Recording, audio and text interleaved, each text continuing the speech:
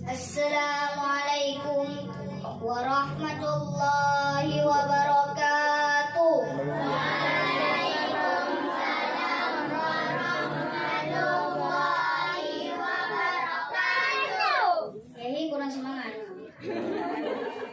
Ulang lagi. Lonjok kedran pisang telur, nebalah kelon pisang mu'alun. Lonjok kedran salim mu'alun, nebalah kelon salim yang panun. Assalamualaikum warahmatullahi wabarakatuh. Waalaikumsalam warahmatullahi wabarakatuh. Bersyukur kepada Allah dengan ucapan Alhamdulillahirabbil alamin. Bersalawat kepada Rasulullah dengan ucapan Allahumma sholli ala sayyidina Muhammad wa ala alihi wa sahbihi wa barik wa sallim. Anak raja memakai katun, katun bersulam mutiara. Saya tidak lagi berpantun karena sudah dibuat pembawa acara. Walau anna ahlal qura amanu, kalau penduduk negeri ini beriman, wattaqau, takut kepada Allah, la fatahna alaihim barakat, kami bukakan untuk mereka barokah, berkah-berkah, minas sama, dari langit, wal ard, dari bumi. Lihatlah suburnya negeri ini. Dulu pernah orang berkata negeri kita ini untaian zamrud, khatulistiwa, tongkat dan batu jadi tanaman. Hari ini memang betul-betul nampak. Dari aspal pun tumbuh bunga-bunga tanaman-tanaman. Luar biasa, indah. Ini bukti. Oleh sebab itu tidak ada alasan negeri ini hidup miskin, susah melarat karena tanahnya subur. Buktinya padi, surplus, beras. Bukan negeri ini membeli beras dari tempat lain, malah beras yang ada di sini justru menghidupi orang lain. Makanya ini 3 pondasi yang harus kita ketahui. Yang pertama ilmu, yang kedua agama, yang ketiga budaya. Makanya kalau ada kata sebutan itu dengar baik-baik. Ini kadang kalau ada kata sebutan tutup. Nah, kita akan bangkit yang pertama dengan ilmu pengetahuan. Amin. Kalian yang sarjana pertanian, bangkit, tanam apa yang bisa ditanam. Sarjana peternakan, lanjutkan, mau buat keramba ikan. Mau buat apa? Modalnya dari mana? Ini di bawah ini orang-orang kaya semua. Ajukan proposal, bagi hasil, murabahah permodalan. Itulah yang membangkitkan semangat kita. Ini cuma tamat kuliah cita-cita tertinggi, PNS. Kemarin saya ketemu kawan saya. Itu istrimu? Ya, dulu perasaan kayak ini yang ketiga. Saya tanya, PNS mana boleh? Ente kan PNS, mana boleh istrinya lebih dari 1? Aku keluar dari PNS. PNS 1, keluar dari PNS bisa 3. Ah, kalian masih mau juga jadi PNS? Saudaraku yang dimuliakan Allah SWT, maka gantungkan cita-cita kalian setinggi bintang di langit. Tak ada bintangnya pagi ini. Semua bintang sudah turun ke sini. Ini yang di bawah ini bintang-bintang kita semua, yang selama ini kita lihat fotonya di pohon-pohon kayu. Masya Allah. Tapi yang jelas mereka ini semua orang-orang yang berilmu, betul? Yarfa'illahu alladhina amanu minkum. Orang yang beriman diangkat derajatnya. Tapi ada lagi yang diangkat derajatnya selain iman. Apa dia? Wa utul ilma. Berilmu, beriman, berilmu. Bukan sekedar iman, tapi ada ilmu pengetahuan. Makanya Islam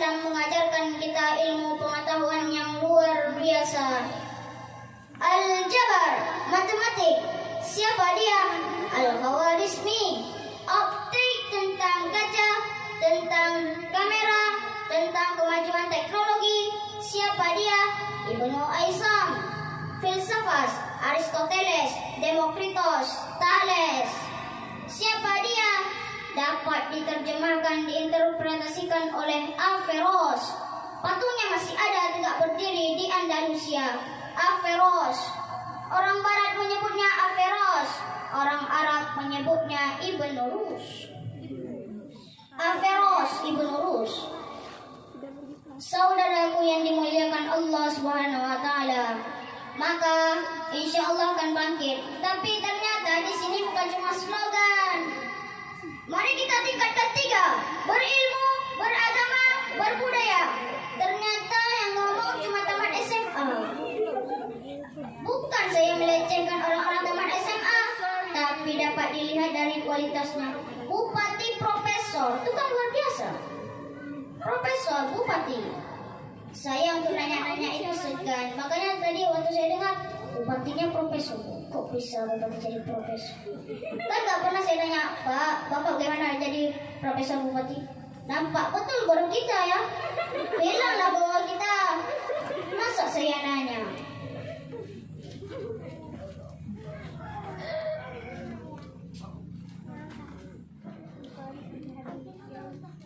Masya Allah, tabarakallah. Mudah-mudahan yang ikut acara pagi ini semuanya diberikan syafaat Nabi Muhammad sallallahu alaihi wasallam. Kenapa saya mendekat kemari? Tak tahu, segera aja ke sini. Mungkin di sinilah akan lahir calon-calon sarjana-sarjana. Amin. Di antara yang membanggakan, menyenangkan, membahagiakan hati saya adalah boleh datang tim survei malam ini, pagi ini bisa diseleksi. Lihatlah, saya yakin dan percaya yang hadir malam ini lebih banyak anak muda daripada orang tua. Anak-anak muda, bagaimana kita memuji anak muda atau tidak? Dengar dari suara takbirnya. Takbir! Anak muda. Orang tua gimana? Kuat sikit. Allahu Akbar. Allahu Akbar. Dia nggak bisa kuat sikit. Kumat darah tinggi, mati.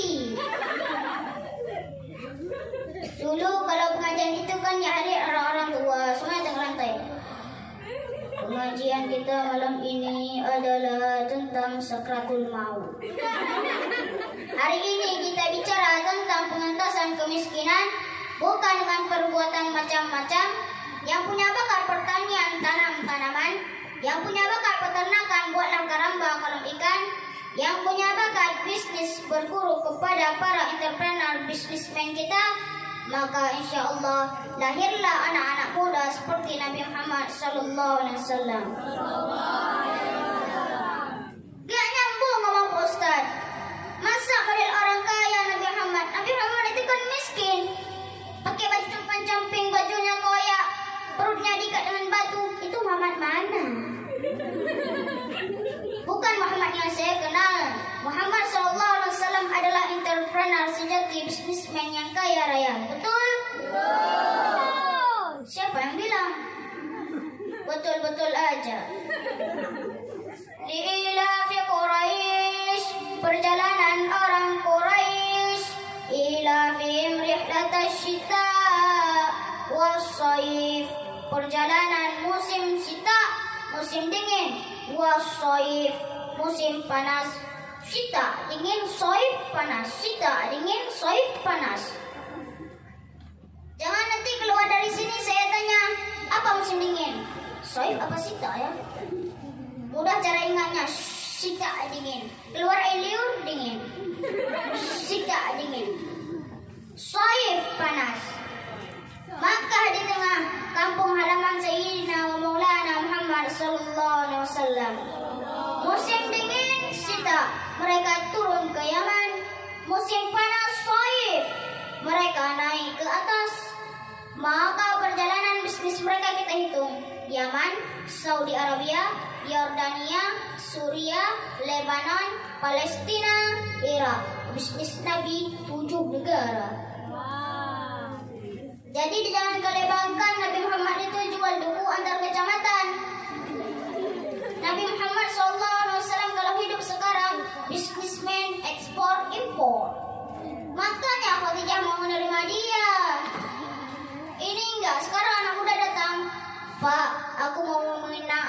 gadismu. Apa yang kau bawa? Kupinang dengan bismillah. Aduh, kemarin saya dapat baca berita. Ada orang di Sulawesi menikah maharnya 300 juta. Lalu semua orang memuji, hebat luar biasa. Dia belum baca Nabi Muhammad SAW ketika menikahi Khadijah, maharnya 1 miliar. Oh Ustaz, bahaya ini ceramah begini. Kenapa? Jangan nanti naik harga mahar. Anak-anak muda besok untuk unjuk rasa di kota Banda Aceh bawa baliho besar, turunkan harga mahar, turunkan harga mahar. Kalau mahar mahal, maka zina murah. Betul? Tujuan saya menyampaikan ini untuk beritahu bahwa bisnis usaha dagang tani adalah untuk membangkitkan ekonomi umat. Umat Islam mesti kuat. Adapun mahar tetap turun. Nikah yang paling bagus aqalluha mahran, yang maharnya murah. Aku nikahkan engkau dengan anakku dengan mahar mengajarkan surah Ar-Rahman tunai sah. Ibu-ibu yang punya anak gadis mau dapat barokah, nikahkan anak gadismu dengan mahar mengajarkan surah Ar-Rahman. Anak-anak muda setuju? Besok pagi langsungkan. Jangan lama-lama. Nah, beginilah betapa indahnya. Aku nikahkan engkau dengan anakku dengan mahar mengajarkan surah Ar-Rahman tunai sah. Di tengah malam majulah mempelai laki-laki yang soleh-soleh dari sini. Allahu Akbar. Bismillahirrahmanirrahim. Ar-Rahman 'allamal Qur'an. Mertua di sebelah kamar mendengar suara apa itu Adinda? Menantu kita salat tahajud dengan istrinya. Kita udah nikah 30 tahun gak pernah salat tahajud. Mereka malam pertama salat tahajud. Siapa yang tak senang, betul? Tapi sayangnya itu hanya ada di sinetron. Insya Allah akan diwujudkan oleh para santri majelis pengajian Al-Furqan. Engkau kaya bukan untuk membangun rumah yang besar. Engkau kaya bukan untuk membeli mobil yang mewah. Engkau kaya untuk berinfak, bersedekah, membantu pengajian-pengajian. Ini ada acara lomba tahfiz, tilawah di majelis pengajian Al-Furqan. Mari sama-sama kita bantu. Ustazah, saya bantu piala. Ustazah, saya bantu untuk sewa sound. Ustazah, saya bantu untuk sembelih satu kambing untuk kanduri maulid. Kalau bisa maulid tahun depan, mari sama-sama kita menyumbang untuk bisa kita sembelih lembu di majelis pengajian Al-Furqan. Firman Allah dalam Al-Quran, la in syakartum la azidannakum wa la in kafartum inna azabi lasyadid. Artinya, apabila kamu bersyukur dengan bersedekah, maka akan kutambah nikmatku. Apabila kamu ingkar atau kikir, maka azabku sangatlah pedih. So, insyaallah orang di sini yang berhasil tanam tanaman pertanian maju, berhasil bisnis entrepreneur, maka akan lahirlah pemimpin-pemimpin yang soleh. Yang kaya-kaya pulang dari sini segera datang ke majelis pengajian Al-Furqan, tanya, mana semennya berapa perlu? Kamu perlu berapa sak? Kamu perlu kerikil berapa mobil? Kamu perlu berapa? Bapak mau bantu? Tak, nanya aja.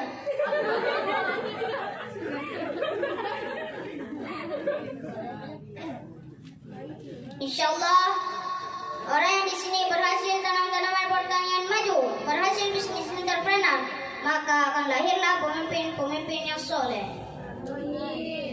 Gak nyambung, ngomong Pak Ustaz. Gak nyambung. Ustaz bicara tentang pemimpin yang soleh, apa hubungannya dengan orang yang kaya? Karena orang yang mapan secara ekonomi, suaranya tidak akan bisa dibeli. Betul?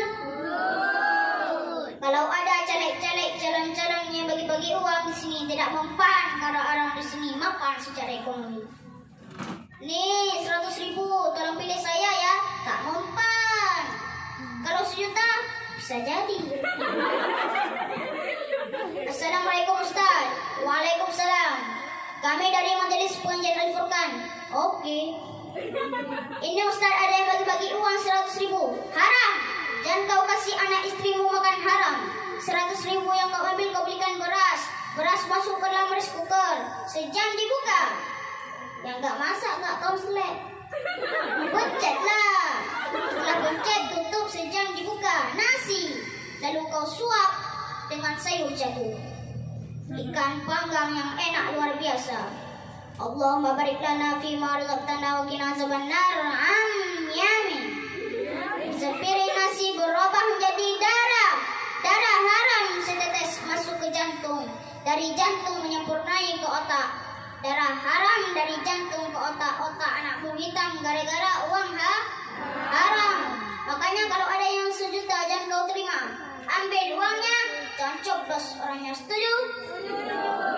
Ambil uangnya, serahkan ke majelis-majelis yang perlu bangunan-bangunan. Setuju?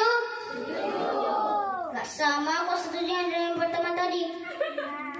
Yang pertama tadi, ambil uangnya, jangan coblos orangnya. Setuju? Ambil uangnya, serahkan ke majelis-majelis yang perlu bangunan-bangunan. Setuju? Saudaraku yang dimuliakan Allah Subhanahu wa taala. Ayyuma lahmin, kau makan sepiring nasi, lalu kemudian berubah menjadi setetes darah masuk ke badanmu, berubah menjadi daging. Daging membalut tulang belulang. Ayyuma lahmin nabata min harami, kalau daging di badanmu itu tumbuh dari nasi yang haram, dari beras yang haram, dari makanan yang haram, fannaru aulabi, tempatnya api neraka jahanam. Ditimbang nanti kau di akhirat. Berat 50 kilo. Yang halal 20 saja. Yang lain haram. Diobo-obo nanti kau dalam neraka jahanam. Nauzubillah. Tiap hari kau berdoa, Allahumma ajirna minan nar, Allahumma ajirna minan nar, Allahumma ajirna minan nar, Allahumma ajirna minan nar, Allahumma ajirna minan nar, wa qina azaban nar. Tapi ternyata kau sudah menyuapkan makan haram ke anak-anakmu. Kira-kira masih ada orang yang mau ngambil uang sogok 100.000, 200.000? Wah, hebat. Biasanya orang ketawa itu tanda setuju. Setuju untuk tidak maksudnya. Amin. Ini pesan yang pertama, berilmu. Berapa banyak orang tua meninggalkan anak-anak yang hebat secara ekonomi, tapi karena tidak ditinggalkan ilmu, tuan tanah menjadi tukang bersihkan tanah. Bapaknya kaya, itu tanah siapa? Tanah bapak saya. Itu tanah siapa? Tanah bapak saya. Itu tanah siapa? Tanah bapak saya. Sekarang punya orang. Gara apa? Saya jual. Mau nikah? Jual. Punya anak? Jual.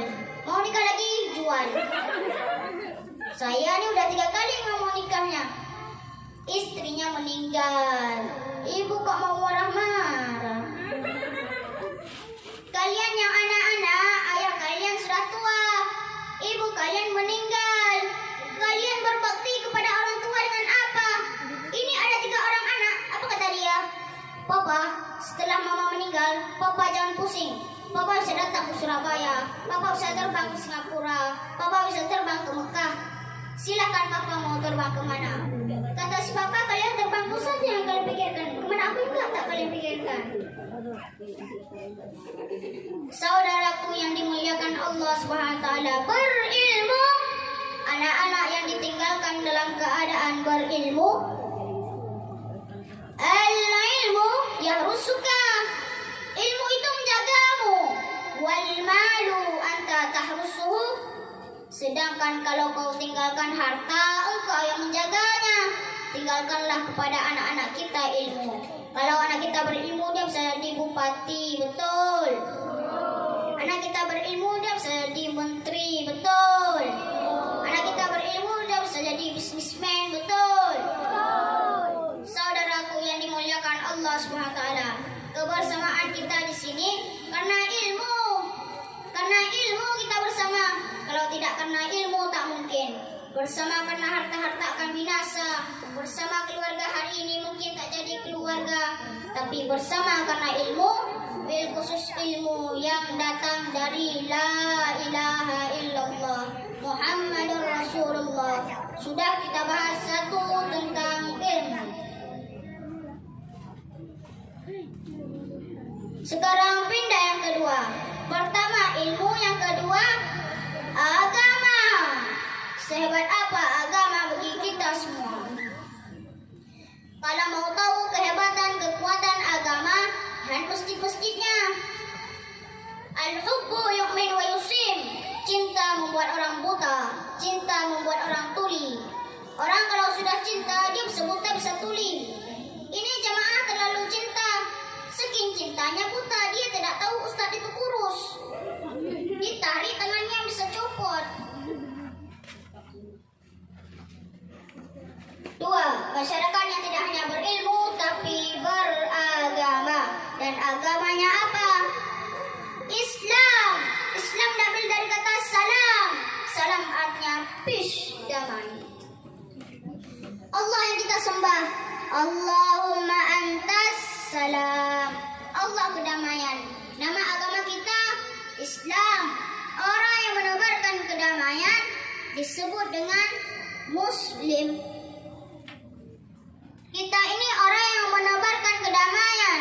Jadi kalau ada orang mengaku Muslim, ngomongnya kasar, sumpah serapah, caci maki, dia tidak layak disebut Muslim. Lalu siapa dia? Pengacau. Kun ma'allah, tetaplah bersama Allah. Innallaha ma'as sabirin. Allah bersama orang-orang yang sabar. Sabar apa? Sabar jangan caci maki, sabar tahan lidah, jangan sumpah serapah, sabar tahan tangan, jangan pukul bibi, tarik-tarik rambut, sobek-sobek kantong. Itu bagi siapa? Orang yang anaknya meninggal, suaminya meninggal. Dulu orang Arab jahiliyah musyrik, kalau anaknya meninggal, suaminya meninggal, ya marah. Tapi setelah Islam dia datang sabar. Ibu tak nangis suaminya meninggal? Tidak, Pak Ustaz. Kenapa tidak nangis? Saya sabar. Kenapa sabar? Dah lama aku tunggu. Sabar. Oleh sebab itu sabar. Astaghfirullah Rabbal baraya. Astaghfirullah minal khataya. Apapun yang kita terima, banyak-banyak istighfar, mohon ampun. Memangnya kalau kita marah selesai masalahnya? Tidak. Kalau masalah bangsa ini selesai dengan marah, tidak perlu ada tabligh akbar, tidak perlu ada seminar, tidak perlu ada lokakarya. Lalu apa yang kita buat? Hari marah nasional. Marah, marah, marah. Tidak selesai. Oleh sebab itu kembali kepada agama Islam, kita ramaikan salat berjamaah. Tapi rasa-rasanya saya cerita salat berjamaah di sini mubazir. Jangankan di masjid, di majelis aja seramai ini, apalagi masjid, betul? Kalau nggak percaya, tengok subuh besok. Lagi-lagi agama. Sis Al-Jufri, namanya diabadikan sebagai airport di Palu. Tahu itu Palu? Martin. Tapi yang saya maksud bukan itu, tapi nama yang dipilih oleh Allah Subhanahu wa taala sebagai tempat salah satu keturunan Rasulullah sallallahu alaihi wasallam, dan beliau punya berkah yang luar biasa. Bagian timur Indonesia sampai ke Papua itu semua berkat dakwah para habaib, dan berdirilah sekolah bernama dan berdirilah majelis bernama Majelis Pengajian Al-Furqan. Apa kata Allah dalam Al-Qur'an? Fastabiqul, berlomba-lombalah kamu dalam kebaikan. Jadi orang yang di ruang ICU, Pak Ustaz, ICU tidak disolatkan dan tidak solat. Itu dia enaknya di ICU. Di ICU tidak disolatkan karena masih hidup, tapi dia tidak solat karena akalnya tak ada. Yang boleh tidak solat itu 3. Anin na'in astaistaikis orang tidur sampai bangun. Anis Safi hatta yahtalil, anak kecil sampai akhir balik. Anil Majnun hatta yafiq, orang gila sampai sembuh. Pilih di antara tiga ini. Di ruang ICU tidak wajib sholat karena akalnya tak ada. Suara di ruang ICU itu tak ada suara apa-apa, cuma dua aja. Inting, inting, inting, ada. Selesai. Kalau anakmu kau didik agama, anaknya di mana? Majelis pengajian Al-Furqan. Di mana? Majelis Al-Furqan. Sakit engkau? Mereka jenguk ke ruang ICU, dia bacakan Yasin. Bismillahirrahmanirrahim. Yasin wal Qur'anil Hakim. Orang yang dibacakan Yasin tenang. Datang malaikat turun. Wa izal Qur'an, kalau Quran dibacakan fastami'u lahu, dengar baik-baik. Wa ansitu, diam la'allakum turhamun, turun rahmat dan barokah.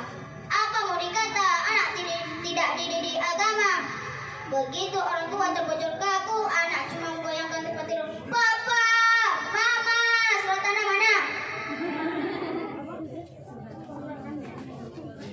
Begitu engkau meninggal dunia, kalau dia kau sekolahkan agama untuk almarhum ayahku, untuk almarhumah ibundaku, Rabbana ighfir lana dzunubana wa liwalidina warhamhuma kama rabbayani shaghira. Tahu dia mendoakan. Apa mau dikata? Begitu dia mati, maka yang dulu kau lakukan itulah yang akan dia kerjakan. Dulu apa yang kau lakukan? Karaoke, dugem. Tahu dugem? Duduk sambil gemetar.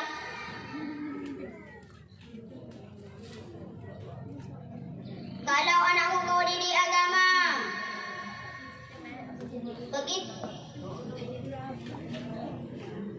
begitu engkau meninggal dunia, kau tinggalkan harta warisan yang banyak, dia stres, jadi depresi, tak tahu bagaimana menenangkan jiwa, dimakannya pil anjing gila, baru agak tenang. Dimakannya sabu-sabu, baru dibukanya keyboard dia pun nyanyi, mama. Gara-gara apa? Karena engkau tidak mendidik agama.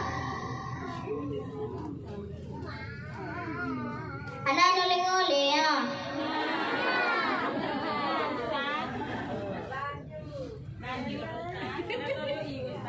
Tapi saya mau cerita sedikit.